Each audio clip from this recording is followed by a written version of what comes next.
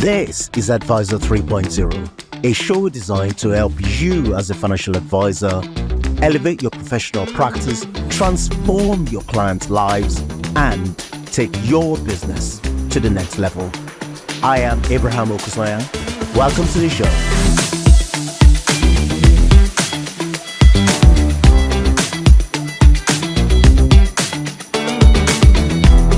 Imagine a world where financial advice isn't a bewildering maze of numbers and jargon, but a clear, compelling journey of understanding.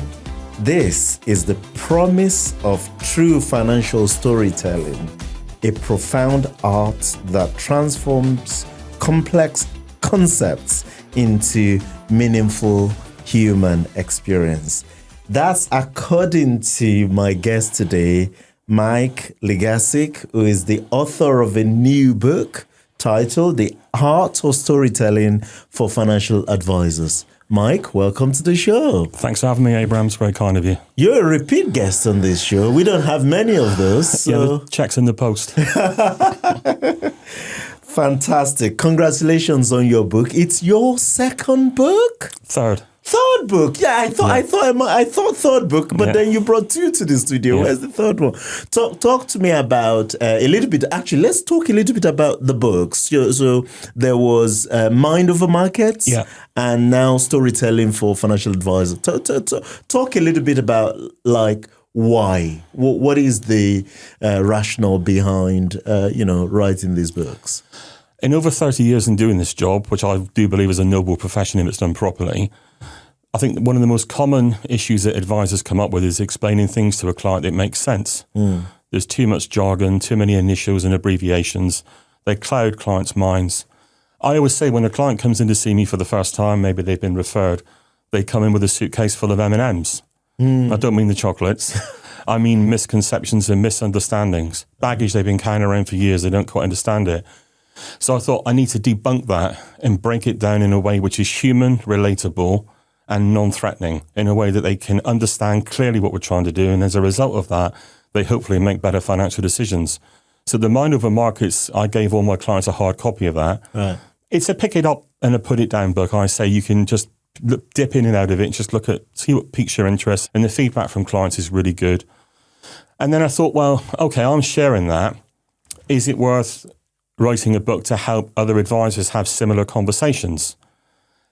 And I thought to myself, I was reticent about writing it, in all honesty, for fear of being shot down. And people were saying, well, who does this clown think he is that he can tell me how to do this?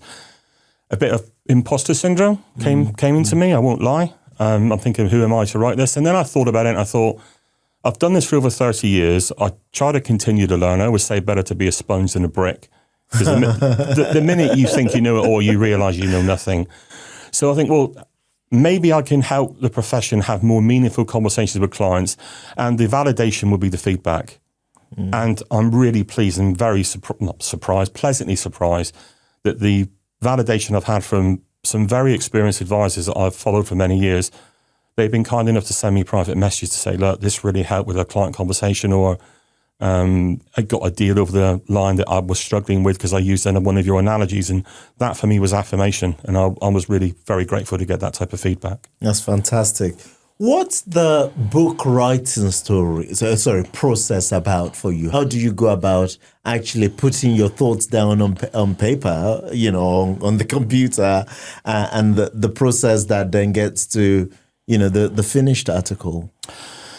I get sort of ideas from the craziest of places. I can watch a TV program and listen to one line. I can hear a line and a lyric in a song, watching a TV drama.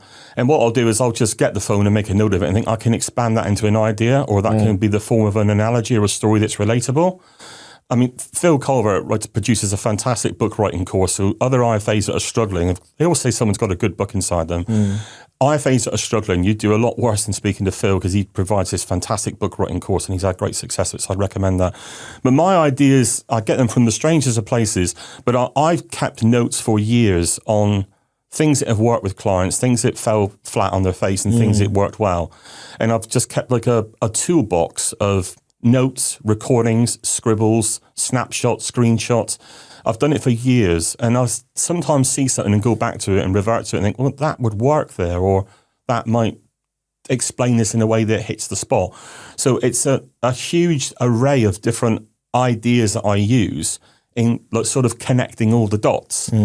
I sort of see patterns in things that spur an idea into my mind, and I think, well, I can expand on that. I don't know whether it's a curse or a blessing, I really don't know, but I just can't turn that off. And then I collate these ideas, and then I hone them and try to work them with clients and get feedback in.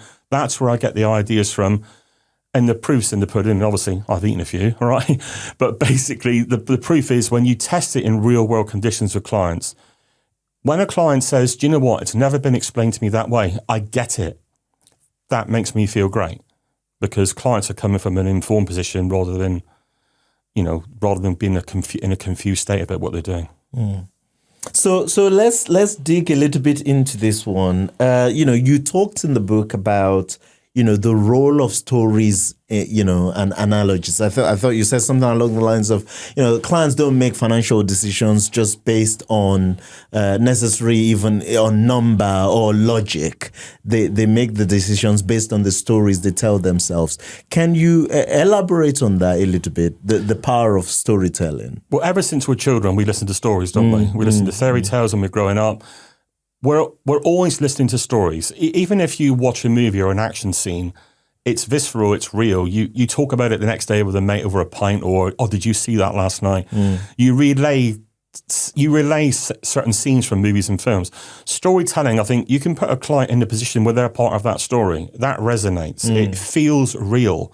It's the bridge, the connection between numbers and being human, and explaining ways that don't make the client feel,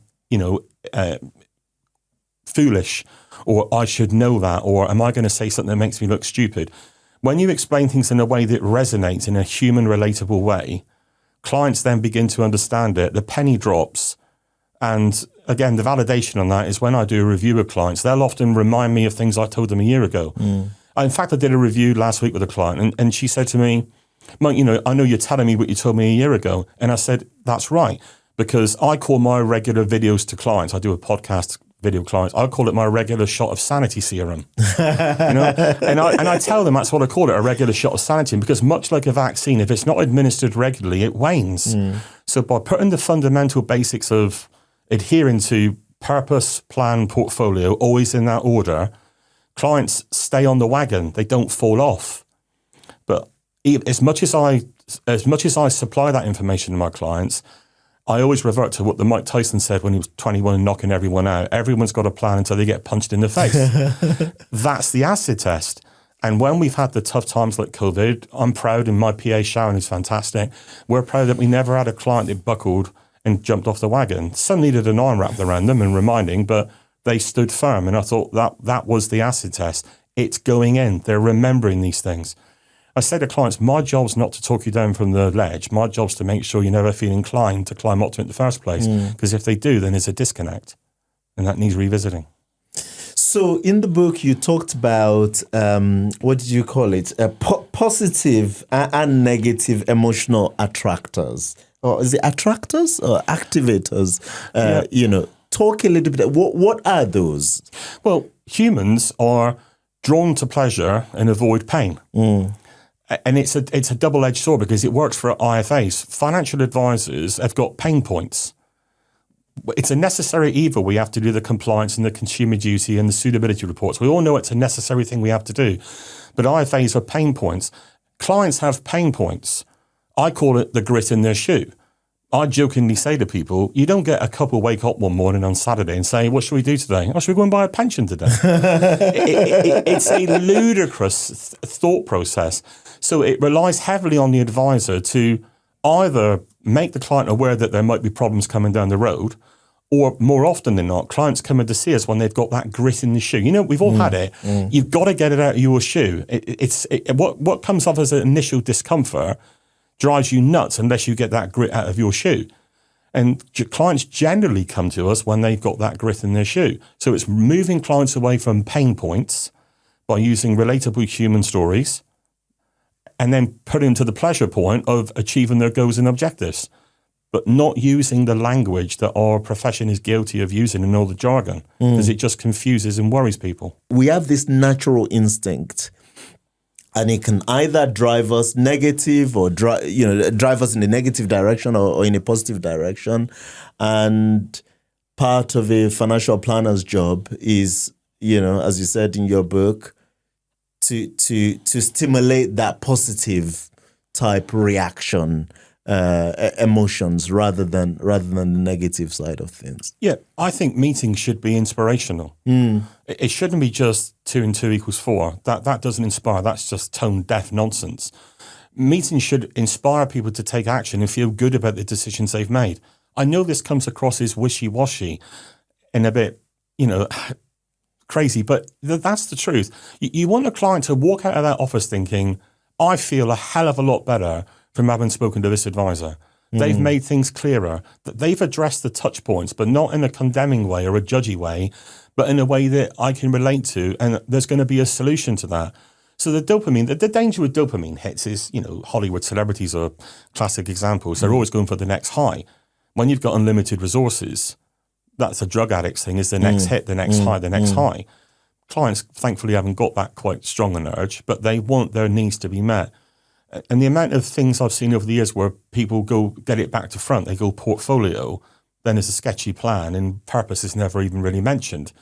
I've always been hard and fast for clients. It should be your purpose. What's your purpose? What do you want this to do? What do you want to happen in an ideal world?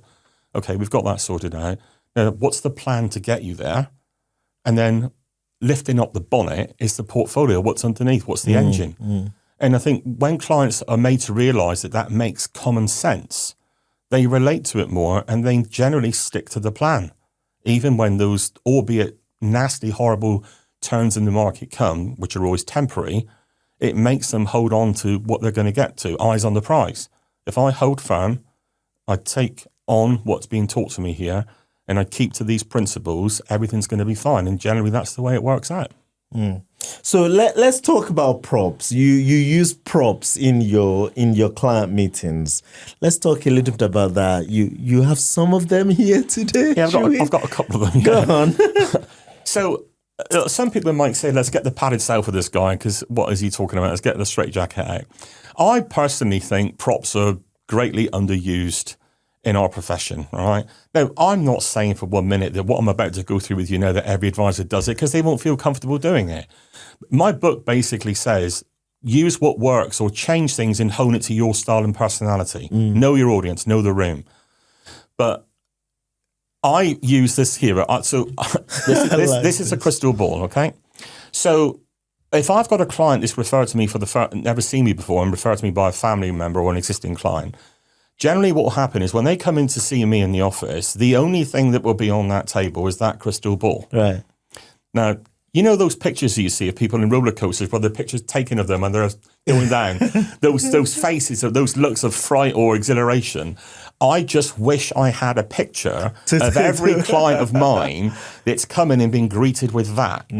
So they look at it and they can't take their eyes off it. And they're probably thinking of, what have I just walked into here? This is ridiculous. What is this all about? Why have I come here?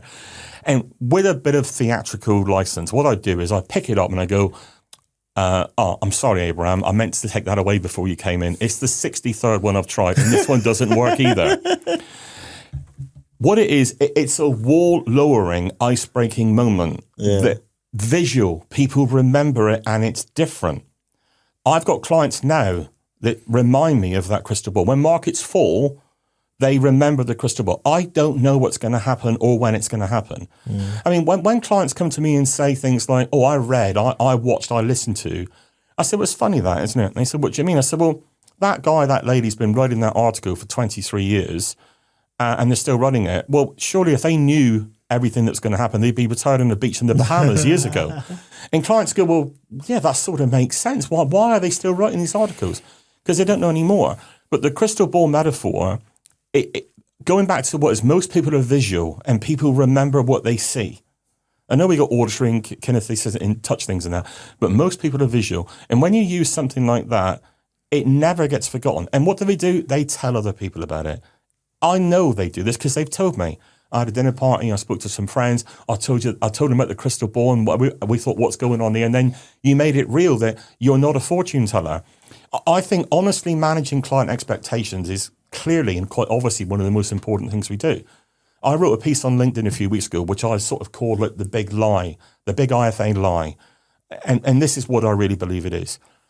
In my opinion, the most nonsense comment that we use in our profession is your investments can go down as well as up. What absolute crap that is, all right? If you've got a long-term investor, and all my clients, I refer to them affectionately as rollies, rest of life investors. They're in it for years and years and decades. Do you think you're really managing clients' expectations by saying your investments might fall as well as rise? Of course not. They're absolutely going to fall. So one of the most liberating things I find when I have meetings with clients is I look them straight in the eye and I say, be under no illusion, your investments are categorically going to fall in value from time to time. You got to get used to that. That's part of this. Volatility is admission, the price of admission. When you're explaining how volatility works, and we'll talk about things now what I use and that type of thing, but you've got to be transparently honest. I don't want my phone to ring when someone says to me, "You never said this could happen." I don't want that in my life, and I don't think any advisor wants it.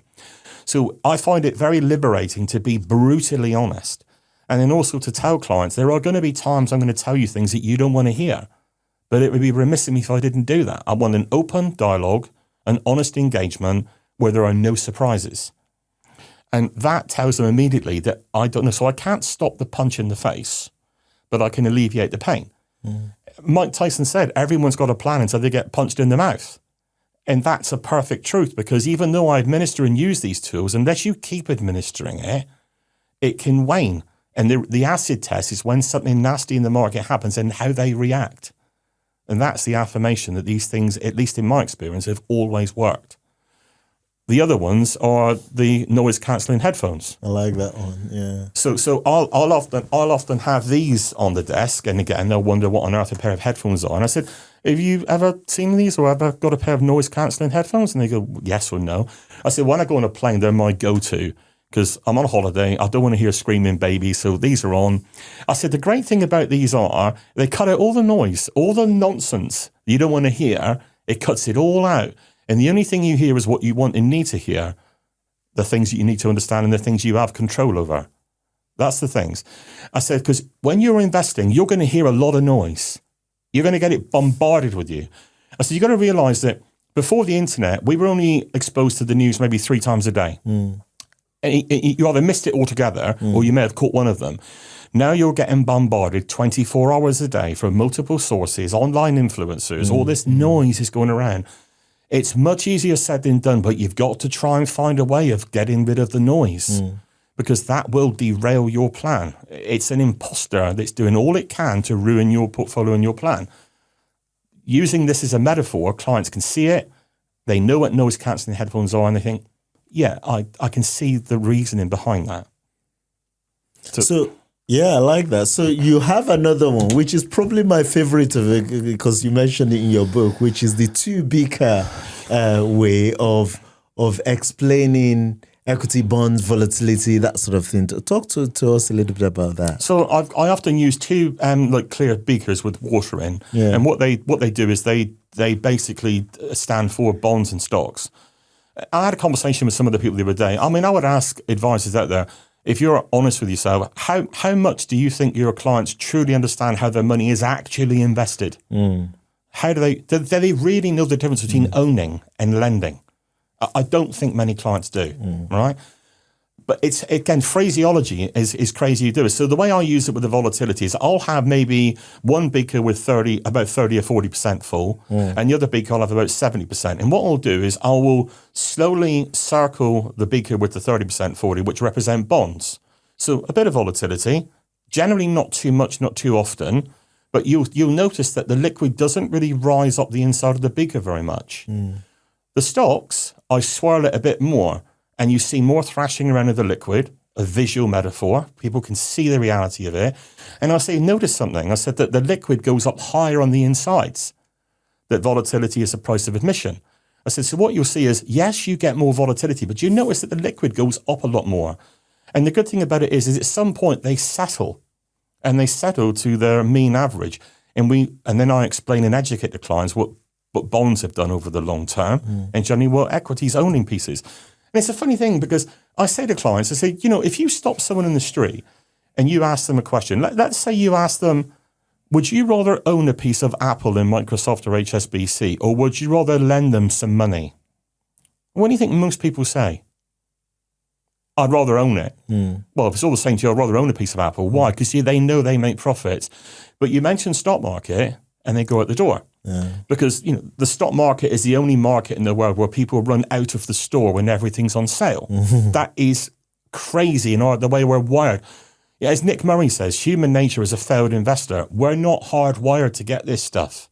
We're simply not cut out for it. It needs, a subtle training on a regular basis.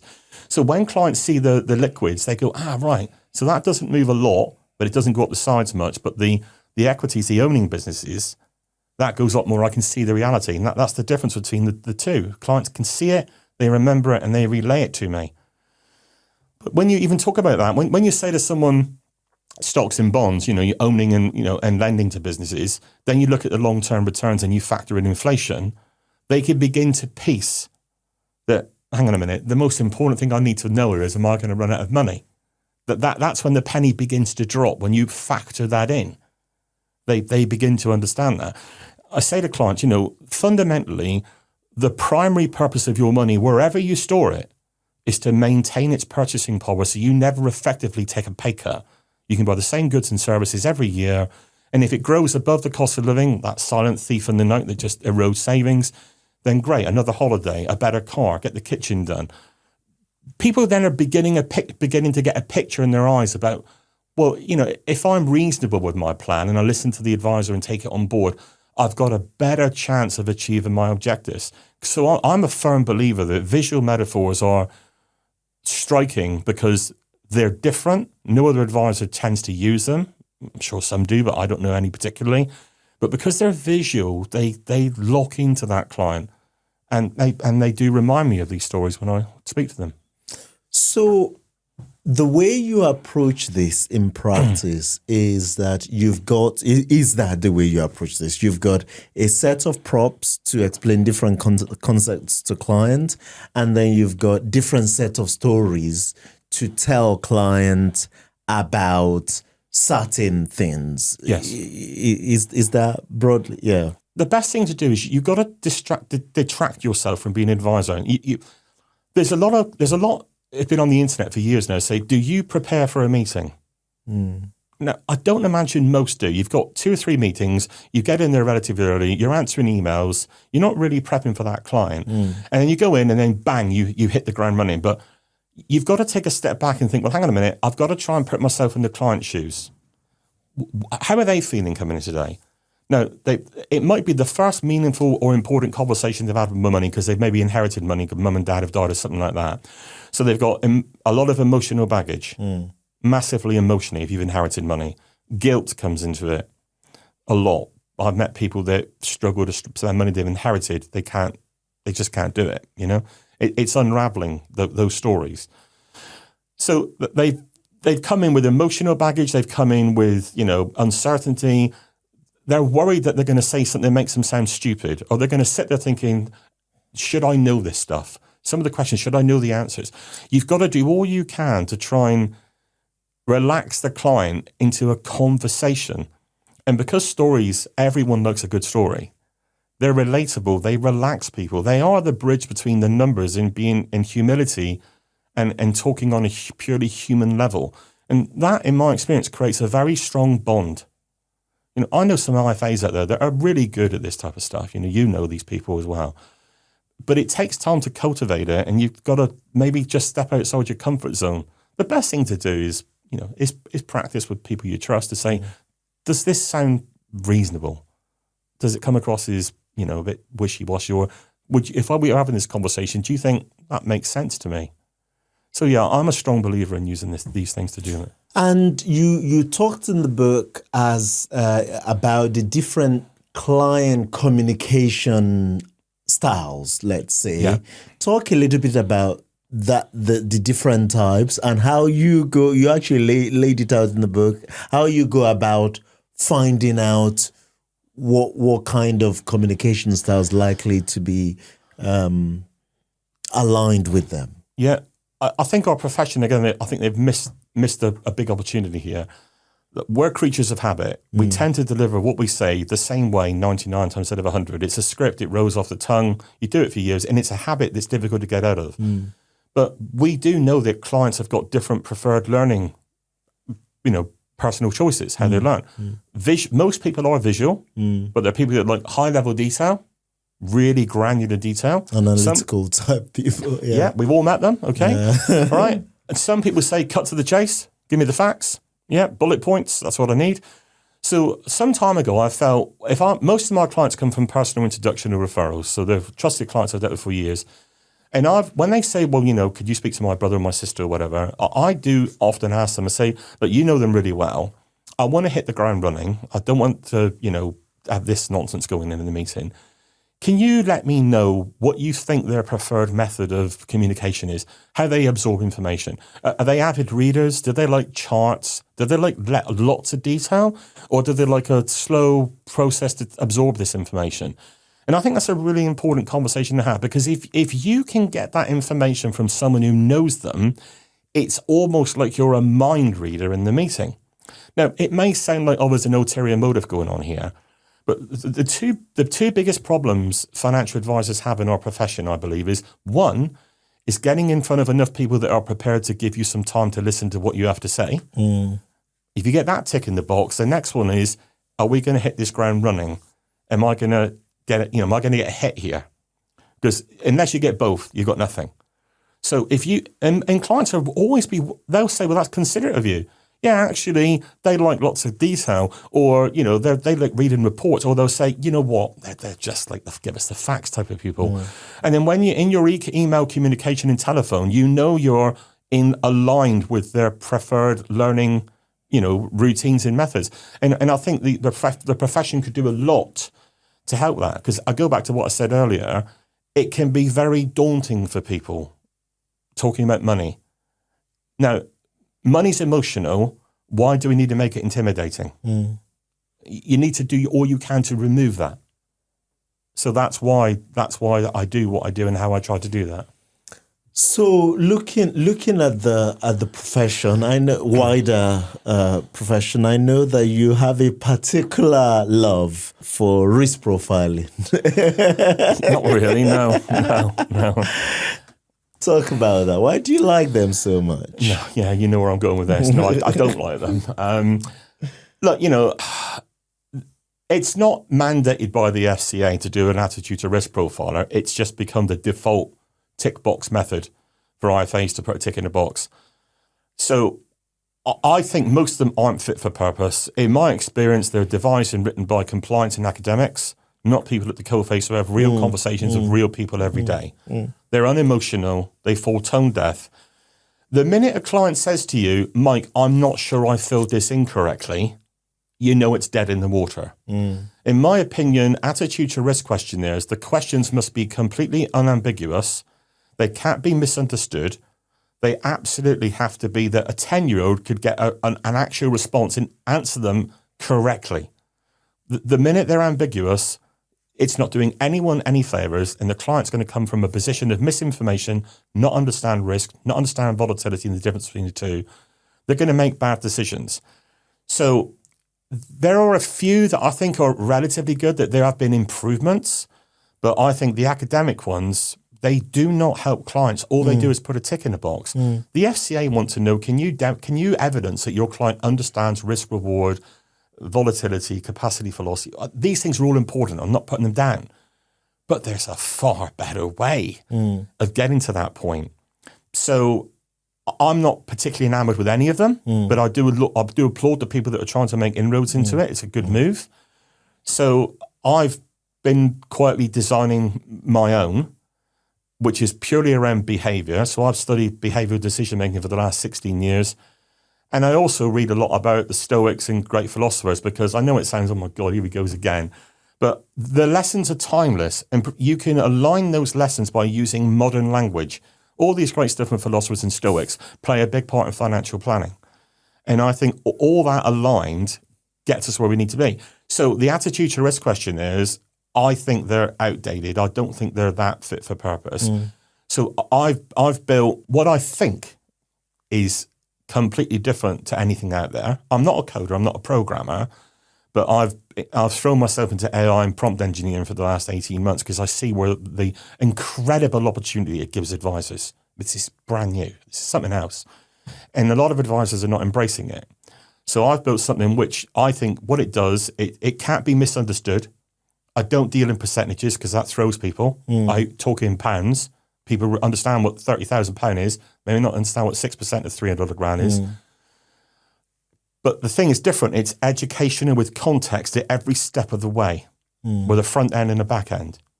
So obviously I'm going to keep it close to my chest because it's IP and I want to protect that. But all I can say is, and I'm bound to say this, if it was out there now, it would be something that I'd want to subscribe to. Now, I know it sounds like a sale push, but it's a tool that I really think is missing because it's human. And I think it will tick every box under consumer duty. Education, context, real world outcomes, where most of them don't do. And the big one, most attitude to risk questionnaires are one, but they don't deal with accumulation and decumulation, growing money and taking money out. Most clients will have an attitude to risk, I hate using the term, for accumulating money and growing the money, and they'll probably have a different one when they're taking money out. And there aren't many tools out there that address both in a meaningful and human way where a client can say, that is absolutely me, and the consequences of taking certain actions. So it's not giving advice, it's not telling you what to do, but it's making you aware of your choices. I had a meeting with Alan Smith yesterday for 2 hours, which was really enlightening.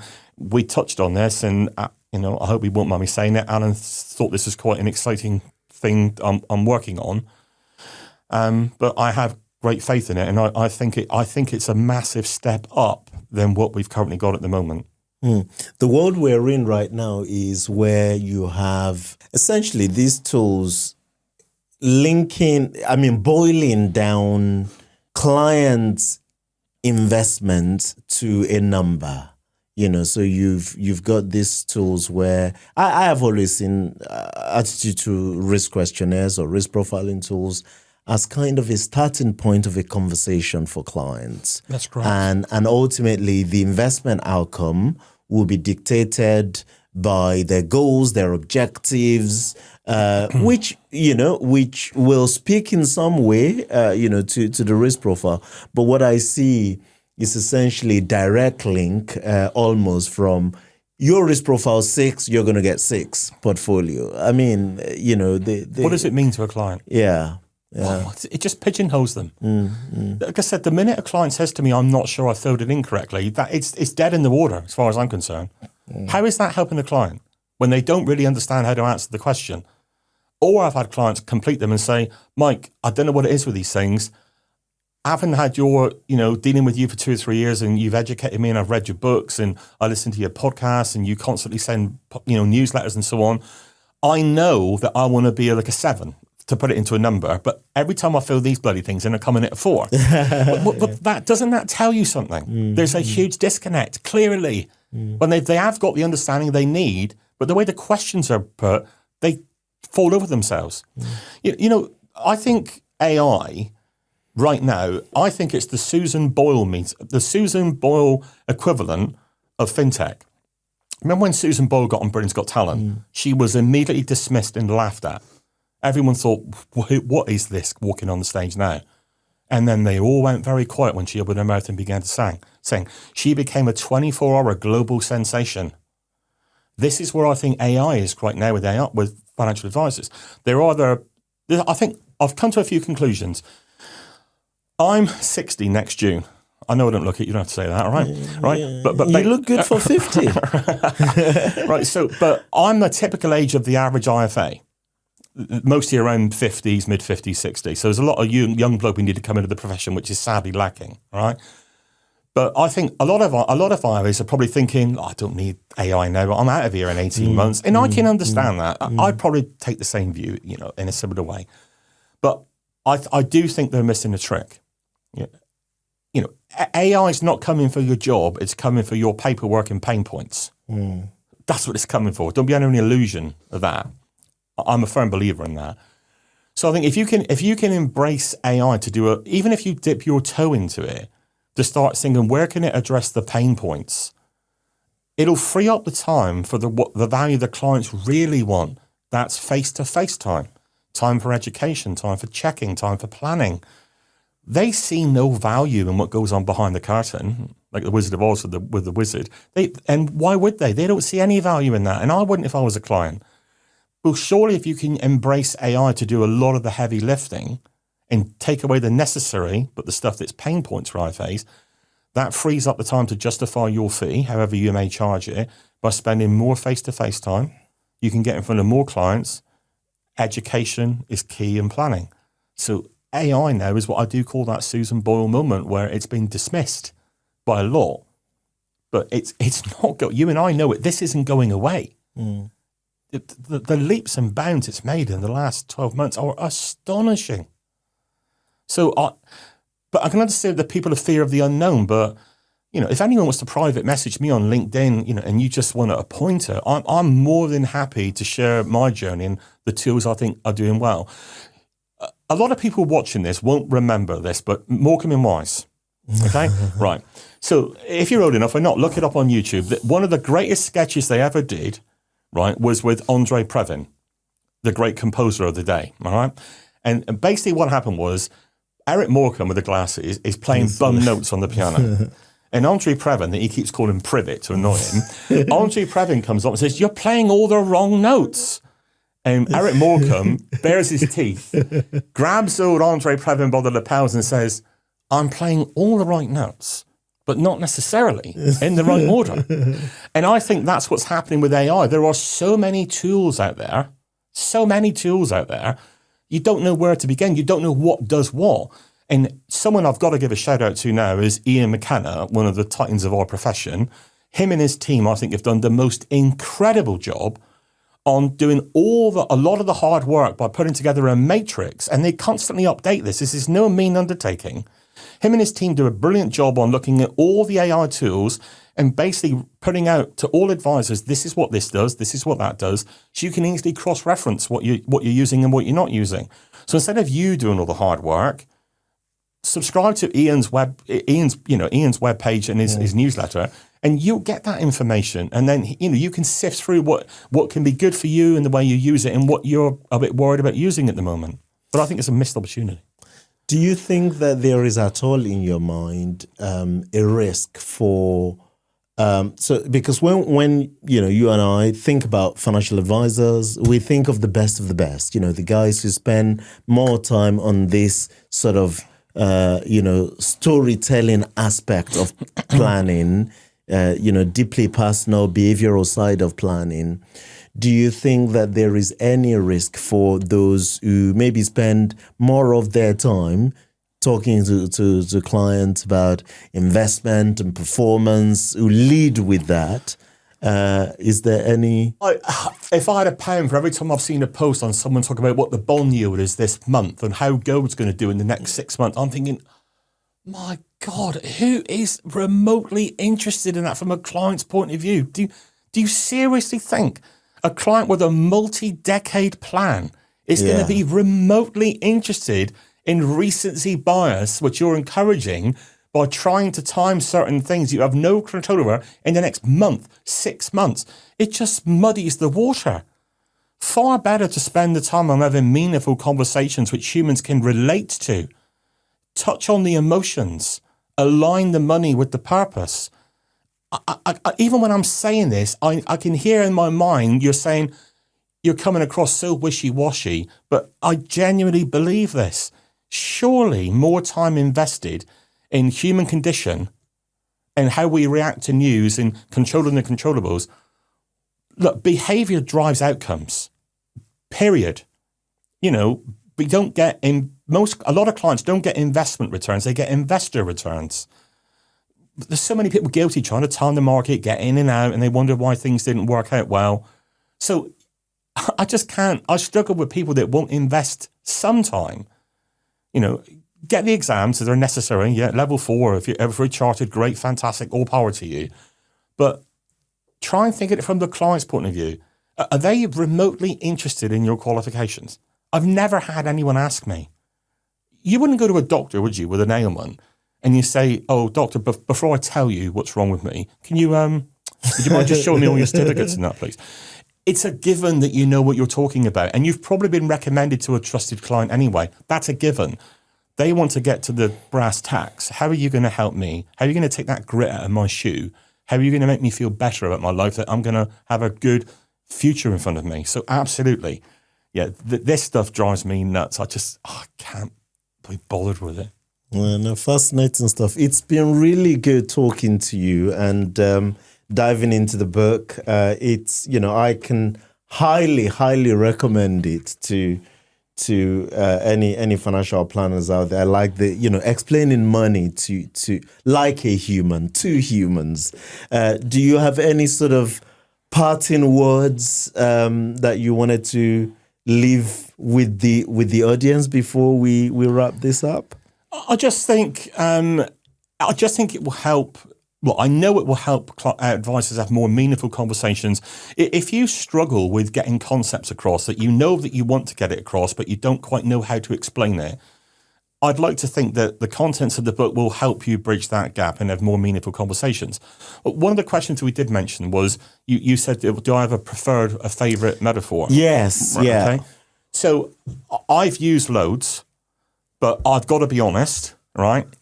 The one that hits the spot above all else is from Andy Hart. Huh. Now, I'm going to credit Andy Hart because I learned it from Andy Hart. I don't know whether Andy thought it himself, but I don't know, but I'll give credit to him. And it is the roller coaster analogy.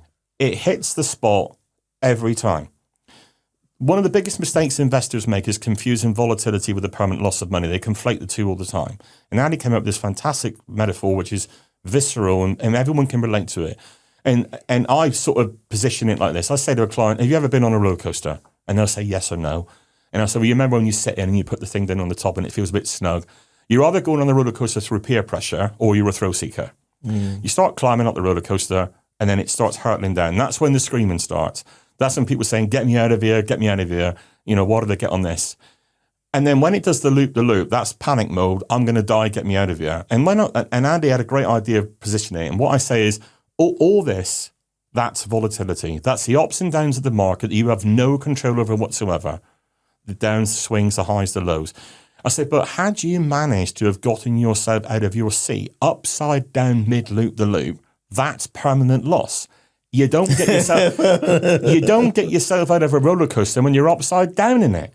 You have to stick through it. The seatbelt is the plan. The plan keeps you in the seat. If you get rid of the seatbelt, you're throwing out the plan. In human condition, they can't help but self-sabotage their own plan and shoot themselves in the foot. So that is one of the best ones. The other one I use quite often is investing is like walking up a flight of stairs with a yo-yo in your hand. Mm. The trajectory is upwards. There will be ups and downs, but the yo-yo is going up and down, but it's going upwards. And that's a metaphor for volatility. So I would say those two, all credit to Andy for that, because he will probably agree with me. Everyone can relate to a roller coaster. So that's when I would leave it on, to be honest with you. Fantastic stuff. Mike LeGassick, thank you for your time. Thank you for your wisdom. Thank you for writing the book, The Art of Storytelling for Financial Advisors. Mike, thank you. Thanks for having me today. I've really enjoyed it. It's a pleasure, really. Thank you.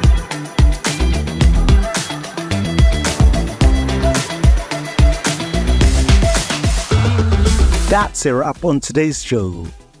Massive thanks to my production crew, especially Jake Osha, Melissa Canham, and the entire team. And of course, to our sponsor, Timeline, the market-leading provider of integrated planning technology and model portfolio service to advisors.